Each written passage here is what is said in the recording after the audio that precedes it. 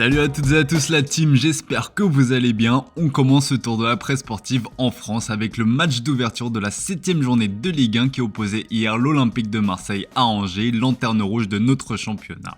Quelques semaines après s'être enflammé en parlant déjà de titre, le club marseillais déchante. Après leur ouvert face à Strasbourg le week-end dernier, les hommes de Roberto De Zerbi laissent encore filer de précieux points. L'OM scotché placarde l'équipe sur sa une ce samedi matin après le match nul, un but partout.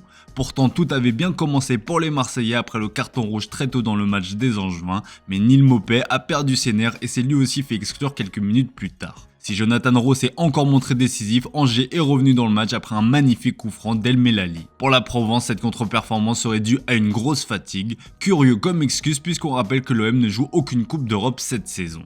Clairement, ce match nul face au dernier du championnat inquiète à l'heure où le duo Paris-Monaco pourrait creuser l'écart en cas de victoire ce week-end. Dans l'Hexagone, on évoque aussi l'affaire Lassana Diarra qui pourrait révolutionner le monde du foot comme le relaie l'équipe dans ses pages intérieures. Comme on vous l'a expliqué dans le JT d'hier, la Cour de justice de l'Union Européenne a tranché en faveur du français, ce qui devrait bouleverser les règles du mercato. Une info reprise un peu partout en Europe ce samedi matin. En Angleterre, le Daily Star fait sa une dessus. En Espagne, Sport titre ceci: la justice donne raison à Lassana Diarra contre la FIFA. Enfin en Italie, le Corriere dello Sport revient longuement sur les conséquences de cette affaire. On rappelle que les règles de la FIFA ont été jugées contraires aux droits de l'Union Européenne. Conséquence, les joueurs pourraient rompre leur contrat à tout moment, une sacrée révolution. Mais l'énorme actualité en ce moment, c'est sans nul doute le retour très prochainement de Paul Pogba sur les terrains. Comme vous le savez, le français a été suspendu pour 4 ans pour cause de dopage. Et bien le Daily Mail a lâché une véritable bombe hier en annonçant que la sanction du français va être réduite à 18 mois. La pioche pourrait donc faire son retour à l'entraînement avec la Juventus dès janvier prochain et reprendre la compétition en mars dès 2025 donc, comme le relaye l'équipe. C'est évidemment une sacrée nouvelle pour le joueur et pour le foot français, un peu moins visiblement du côté de la Juventus qui, contrairement à ce qu'on aurait pu s'attendre, ne saute pas forcément de joie. Comme le rapporte la Gazzetta dello Sport dans ses pages intérieures, la Juve ne s'attendait pas du tout à un retour de son joueur aussi vite. La vieille dame a entamé un nouveau cycle sans lui et le français ne figure clairement pas dans les plans de Thiago Motta. En plus, avec la fin de sa suspension, Pogba va officiellement récupérer son salaire démentiel de 11 millions d'euros par an. Ce dernier ne touchait que 2000 euros par mois, le salaire minimum exigé par la convention collective. Mais au-delà de l'aspect salarial, on imagine que l'essentiel pour le joueur de 31 ans est de pouvoir rejouer au football. Pogba voit le bout du tunnel, écrit avec soulagement le Parisien. Sur ses réseaux sociaux, Paul Pogba a dans un premier temps teasé son grand retour avec une photo crampon au pied. Dans un communiqué, le français est ensuite sorti du silence, évoquant la fin de ce cauchemar. Suite à la décision du tribunal arbitral du sport, je peux maintenant envisager le jour où je pourrai à nouveau poursuivre mes rêves. Je tiens à remercier les juges du TAS qui ont écouté mes explications. Cette période a été extrêmement éprouvante pour moi car tout ce pourquoi j'ai travaillé si dur a été mis en suspens. Merci encore pour tout l'amour et le soutien, j'ai tellement hâte de revenir sur les terrains, a-t-il expliqué. Pour tous les amoureux du ballon rond, le comeback de la pioche est évidemment une sacrée bonne nouvelle. On reste en Angleterre pour évoquer l'avenir d'Eric Ten Hag qui semble plus que jamais sur la sellette. Avec seulement 3 victoires en 6 journées de Premier League, Manchester United pointe à une inquiétante 13ème place. Malgré un nouveau mercato dépensier, les Red Devils n'y arrivent toujours pas et pour beaucoup, Ten Hag doit être limogé. Mais comme le placard de Manchester Evening News, cette décision n'appartient pas au propriétaire Sir Jim Ratcliffe. Interrogé sur l'avenir du coach néerlandais, le milliardaire britannique a préféré esquiver la question.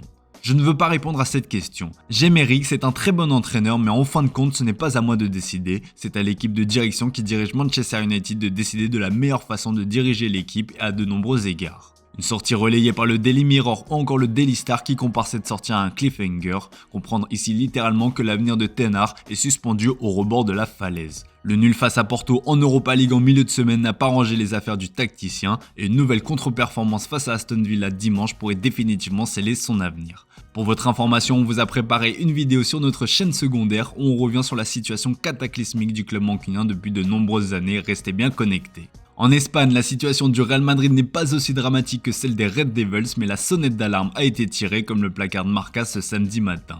La défaite face au LOSC en Ligue des Champions a créé une énorme secousse au sein du club madrilène et pour le journal AS, il est l'heure pour les hommes de Carlo Ancelotti de se réveiller. Et oui, sur le papier, le club madrilène présente une équipe de galactiques, mais ça ne se ressent pas forcément sur les terrains. De quoi inquiéter grandement les hautes sphères madrilènes, bien que le coach Carlo Ancelotti continue de diffuser un message positif comme le relaie le journal Sport. Nous ne sommes pas là où nous voulions être, mais nous en sommes proches, a-t-il déclaré. La rencontre face à Villarreal ce soir sera un sacré test pour les madrilènes qui devraient pouvoir compter sur Kylian Mbappé. Laissé au repos par Didier Deschamps pendant la trêve, le français est finalement déjà apte à jouer et devrait même être titulaire face au sous-marin jaune. Et c'est une situation qui ne plaît pas du tout au staff des Bleus qui a le sentiment d'avoir été berné. Troublant non, s'interroge l'équipe pour évoquer la gestion du capitaine des Bleus. Mbappé avait expliqué ne pas se sentir à 100% et avait estimé qu'il était préférable de ne pas être convoqué pour récupérer, une décision acceptée par Didier Deschamps qui a donc été très surpris d'apprendre que son joueur allait bien être convoqué par Ancelotti et avait même de grandes chances de débuter face à Villarreal. L'hypothèse que le joueur semble privilégier son club plutôt que sa patrie se confirmerait donc, c'est un scandale de plus pour le français qui voit sa cote de popularité chuter à vitesse grand V. On termine ce tour de la presse sportive en Catalogne avec Robert Lewandowski qui est en passe de prolonger l'aventure jusqu'en 2026 avec le Barça, comme le placarde le journal Sport dans son édition du jour. Excellent depuis le début de la saison, l'attaquant de 36 ans pourrait voir son bail être prolongé d'1 an grâce à une clause dans son contrat. Si le Polonais venait à disputer plus de 50% des matchs des Catalans cette saison, ce qui est plutôt bien parti, son contrat sera automatiquement prolongé pour une 4e saison. Il est actuellement le meilleur buteur de Liga avec 7 buts en 8 matchs, le Polonais semble clairement retrouver son meilleur niveau sous les ordres d'Hansi Flick. Avec Lamine Yamal et Rafinha, il forme le meilleur trio d'attaquants en Europe, comme le relaie Sport dans ses pages intérieures. Si Robert Lewandowski venait à rester une saison de plus, cela devrait mettre fin aux grandes ambitions de Laporta qui rêve de recruter Erling Haaland. De toute façon, Sport rapporte dans ses pages intérieures que le Norvégien souhaite prolonger l'aventure avec Manchester City. Le buteur et son entourage négocient actuellement une prolongation de contrat avec le club anglais qui va au-delà de son bail jusqu'en 2027. L'éventuelle sanction contre City par la Première Ligue pourrait jouer un rôle, mais Haaland semble déterminé à rester. Le cyborg a toutefois fixé une condition, il souhaite maintenir une clause de résiliation qui ne soit pas astronomique pour les clubs extérieurs à la Première Ligue. Il garde clairement en tête l'idée d'évoluer un jour en Espagne, championnat qu'il apprécie tout particulièrement.